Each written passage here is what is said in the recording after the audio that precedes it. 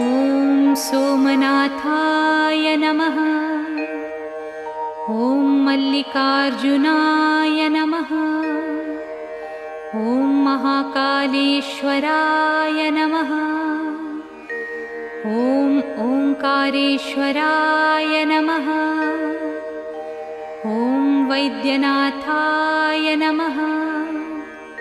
ॐ भीमशंकराय नमः। ॐ रामेश्वराय नमः। ॐ नागेश्वराय नमः। ॐ विश्वेश्वराय नमः। ॐ त्र्यंबकेश्वराय नमः। ॐ केदारेश्वराय नमः। ॐ भुस्मेश्वराय नमः।